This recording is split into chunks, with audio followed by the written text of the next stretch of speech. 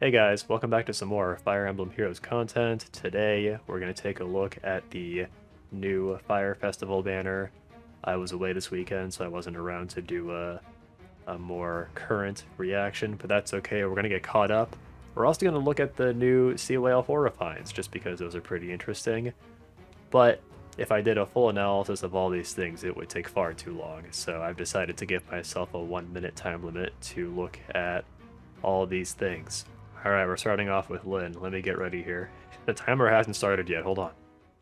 Starting off with Lyn, alright, so there's just way too much going on here. I couldn't possibly digest all of it in 54 seconds, but this is our 8th Lyn, which is kind of funny. It's actually our first Lyn since Ninja Lyn. It's been about a year and 10 months since the last one, so I was kind of surprised to see her here just because it's like not a duo unit or anything like that. Anyway, with 36 seconds remaining, I think she's a relatively strong unit. I think she may even be like the strongest unit on this banner. We'll see Tana later. Godlike Reflexes turns out is an inheritable special, which is kind of interesting. It's one of the defensive specials, so it's not going to get pierced by a Deadeye or Lethality and stuff like that. I think it has potential to be pretty interesting. She's locked to basically not being a distant counter unit because of her perf A slot, so she'll be limited in what she can do in that sense, but she'll be a really strong combat unit with all of her perf skills. And speaking of those perf skills, I didn't get to talk about any of them. Muspell is also here, and he kind of looks like a Disgaea character to me. So his new perf gives him an auto double, which is kind of new, and he maintains his Domain of Flame perf, so he'll be a strong support unit. He's a Cavalry colorless dragon. He'll be really good in Pawns of Loki, that's my takeaway, because Domain of Flame is a pretty good effect in that mode, and being able to have a colorless Cavalry dragon is pretty helpful, especially if he's high merged. He'll probably be a strong combat unit as well. He has like dual lifts effect where he halves damage reduction effects, and then he also does attack -6, and he's got special trigger, all these different effects. I think he'll be a moderately strong combat unit. Also, we have a new tier 4 B slot skill, which is Dragon's Wrath 4. Obviously just limited to dragon units though. I think it increases from 20% to 25% the damage reduction and the true damage. Rinkah is delegated to being the 4-star focus on this banner, even though the banner is literally about her whole tribe and her whole aesthetic. They literally copied her aesthetic and pushed her into the corner as the 4-star focus. Imagine if they did a Seikei banner and made Lyn the 4-star focus. It's unthinkable. They would never do it. Anyway, Rinkah's going to be a decent unit for a perfless sword infantry. She has really high defense. She has like base 44. We have the stats. So she'll be able to get a decent amount of mileage out of her inheritable sword. We've been getting several inheritable swords recently that have been really good, even going all the way back to like Winter Rapier. So pretty good options for sword units that don't have a perf. Having Odd Tempest on a 4-star focus I think is really interesting. I think that's a high value skill that gets kind of underestimated because it's just so rare to see it. I don't have to elaborate on this opinion because I ran out of time. Harmonized Tana is super random. I don't know why these two characters are here for the Fire Festival. I don't know what they have to do with it. I don't know what they have to do with each other. This might be the most random pairing ever. Also, when I saw Tana in the thumbnail, I didn't even recognize her. I don't know if anybody else had that same experience. They're kind of interesting because they clearly have like a super offensive stat line with the 39 attack and 42 speed. But then since this is Gen 6 or whatever, Gen 7, where we have just really bloated BSTs, they still manage to have decent defensive stats. And you can even see in their perf, like they have effects that lower the opponent's attack. So it's almost like they're a very offensive unit that can actually take a hit without utilizing damage reduction. It's kind of interesting. We also have a new hold skill, which is speed defense hold. Oh yeah, the Canto 1 part. I'm gonna go over time for this one. I don't care. Start over the timer. The Canto 1 part is I think really interesting. She kind of reminds me of Harmonized Katria in the way that you can put her into an ARD ball, and then everybody will get granted Canto 1, they can run up to you, they can attack, and then if they survive, they can Canto a space away, maybe they can get into a dancer's range, and then they can attack again. Or they can just get out of the way so a different unit can come attack. Do I have time to look at the Harmonized skill?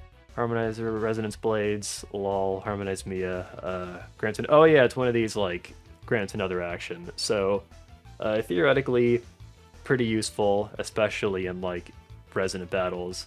Getting use out of it practically might be tricky, just because you're limited to just units from Sacred Stones and also Fae, but I'm sure there are people who will come up with Summoner Duels teams that will be able to utilize it properly.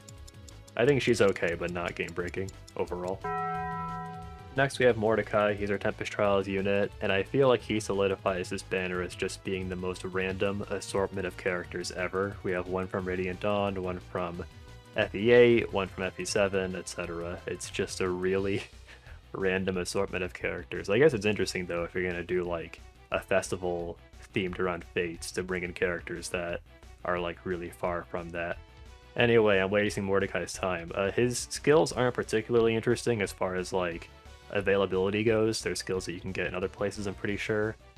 Maybe attack defense gap is new to the Grail pool, I'm not sure. I think his perf is okay. I've seen people pop off a little bit saying that it's really good, and I kind of disagree. I think it's just fairly decent. He reduces both attack and defense by 20% of his defense, which is good, but I don't think it's completely nutty or anything like that. It's like a little bit stronger than the inheritable sword that Rinkah has. Alright, we're looking at the refines now. Alright, starting off with Edelgard. I don't think that she's going to be the new Brave Hector that ruins everything. I think what made Hector really unique and day-ruining was that his effects were relatively unique, especially for the time. Like, he nullified armor effective damage and he nullified debuffs, which even now is like kind of a rare effect. We see it on like Ascended Eden and a couple others. She just gets like several pretty good effects slapped on her. She gets stats, she gets HP when she hits in combat, she gets guard. Nothing stands out to me as being like, this is going to be the next crazy unit that everybody's going to be using. She'll still be really good. Like, even now people use Brave Edelgard in ways that are effective as like a savior unit, but now she'll just be even better at that, I guess. Although I have completely forgotten what her B-slot skill does, so I am discounting that during this analysis. I think it just gives her damage reduction on the second hit, right? The 80% damage reduction and like one other thing. Do you guys remember when Brave Dimitri first came out and everyone was like, oh, this type of damage reduction he has where it scales to this defense is actually really good, because defense, you're already using defense to reduce damage anyway. I feel like I was probably one of those people that was saying that, and there were definitely others. But over time, people have changed their opinions. Now speed is actually what you want, because it helps you avoid doubles. Anyway, now Dimitri, not only does he have a damage reduction that scales to this defense, he also has like pure damage reduction that scales to this defense, so it's like minus X value, so it's not affected by Deadeye and lethality and stuff. He popped off big time. I don't know why they decided to make him so incredibly good. I guess every CYL refined batch, there's always one that really pops off. He also has like a null effect. He has inflicts defense -5.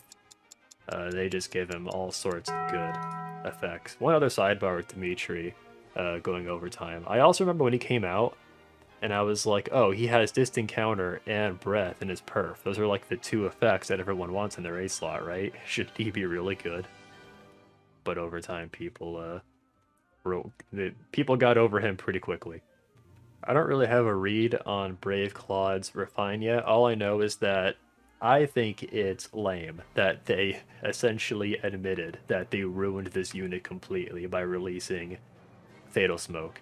It's like, literally, it just nullifies the thing that beats him, or I guess it mitigates it by 60%. I feel like we don't see effects like this very often, where it's literally like, okay, fine, we admit that this one skill effect that we made just completely screwed over this unit, so we're just gonna say you can ignore it partially. I'm annoyed by that, but I also understand that for the people that use Brave Claude, it's like, yeah, they can't do anything with this unit because Fatal Smoke exists. So having Deep Wounds reduced by 60%, it does actually help a lot. He gets a bunch of other effects like no follow-up, null guard. It seems like he'll be able to function a lot better in player phase, which is kind of interesting because people used to use him in enemy phase a lot. I forget what his perf B slot skill does. Just kidding, he doesn't have one. Get wrecked. More like Golden Deer drools. Lysithea, kind of in a similar vein to Claude. They were just like, okay, fine, we admit that this unit is kind of useless unless you can get 1 damage on her, so we'll just give it to you, it's fine. So in that sense, I think it's lame, but then someone pointed out that thematically it makes sense that Lysithea is slowly taking damage every turn, and I was like, okay, fine, maybe this is okay. If you can spin it in a way that makes sense thematically, then I'm on board. She's really strong. She gets warping, she gets like an auto double. Well, she gets an auto double and also like an auto desperation. It's an extremely good effect, and it makes me wish that Legendary Micaiah had a desperation effect that was that strong, where she literally just gets it after having minus 1 HP, you know? She also gets like attack speed plus 12. I guess it's hard for a hyper offense mage to stand out these days, but I feel like Brave Lysithea has a lot going for her that actually helps her do that. I think the horse effective damage also helps. Before the Refined batch came out, I was prepping myself to be a Sothis Refined Truther. I really wanted to come out and say, it's actually pretty good with her remix and her Refine, what she can do now. But I've come to realize, no matter how good the effects were, it's like, when do you even use Sothis? She's a defense mythic, so you don't really use her a lot in modes like Arena or even like Summon or Duel. So genuinely, I don't know what they could have done to make her, like, to give her an exciting new perf. I guess more stats and damage reduction. It helps, technically, but I think people wanted a lot more, especially when you compare it to like Dimitri's Refine. I wonder if they were just like, Sothis is like the free-to-play mythic counterpart to Legendary Ike, where everybody has a Sothis at low merge, so they don't want to make her too good. Because then she'd be on every defense team and it'd be annoying to fight her. I don't know. Very mediocre Refine, in case that wasn't clear. I don't have Legendary Julia's art handy, sorry.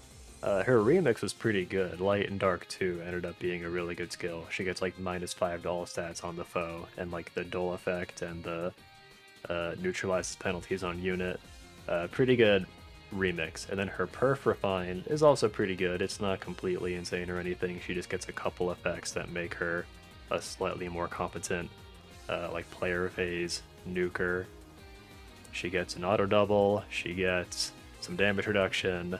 I think the most interesting part is that she gets close ward. It just kind of helps her to be unique compared to Legendary Zerdra, who just came out, so Julia can kind of enemy phase dragon units. I appreciate that. It sets her apart a little bit. Otherwise, I don't have anything to say. I was able to save 10 seconds on this one. Haar's Refine, I think, is really funny, and I like it purely because they made him more like the way he is in Radiant Dawn, where he doesn't take effective damage from archers, but he does take effective damage from blue tomes. I like that. It makes him more unique, and it just makes him more similar to how he was in Radiant Dawn. I wish more perfs were like that. So I like that aspect of it, just thematically. I don't love the fact that it's still a brave weapon. I feel like that's just not what I associate Haar with. I find it especially strange because, like, in his character art and also like the sprite itself, it looks like a poleaxe, and I don't know, usually the more poleaxe looking weapons aren't brave weapons. It's not super important.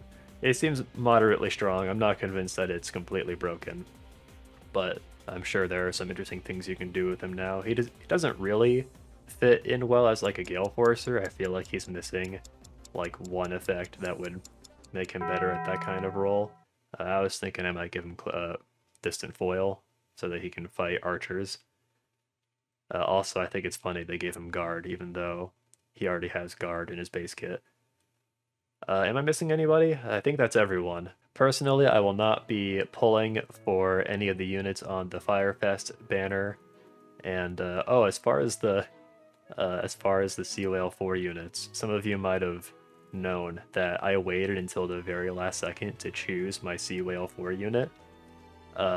Well, at the last second, I decided that I would choose Edelgard because she was the only one I didn't have yet. I had I had like the skill fodder for the rest, you know, like I had attack defense unity, I had Fury 4. So I chose to go with Brave Edelgard just in case her refine ended up being really good. And I mean, I guess it is good, but I am low on arena medals right now, so it'll be a minute before I can actually utilize her perf. Personally, I'm looking forward to utilizing Dimitri and Haar. I'm looking forward to building Haar, like, in the relatively near future. I guess I'll just turn him into, like, an arena assault unit that can consistently kill legendary Crom. At least then he'll always have a role, right? I'll, like, give him a water blessing, and that will be it. As far as who won the refines, it's gotta be Dimitri. He popped off big time. I guess honorable mention to Lysithea. I really feel like her refine's pretty good. And then dishonorable mention to Sothis, who just got completely dunked on. It makes me so afraid for Yune's remix and refine. I think I actually have Sothis at a higher merge than Yune, or maybe I have them at the same, I don't remember. I might have them both at +2, but yeah, I've been looking forward to Yune's remix and refine for a while, just because I like that unit, and I think it'd be cool if she were better on AR defense. Anyway, that's it for the video. I hope you enjoyed this hasty review of all the units. Let me know if I should do more stuff like this in the future, if the opportunity arises.